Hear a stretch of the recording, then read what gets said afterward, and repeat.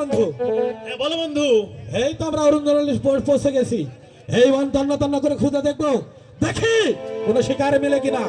তাই এই করুন বন্ধু। শিকারীগণ, তোমাদের অরুণ জঙ্গলের শিকার মিলবে না, তোমাদেরকে শিকার করতে যেতে হবে ওই মিঠার বনে।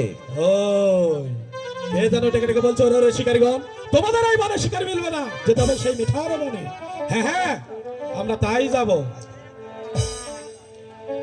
ও কি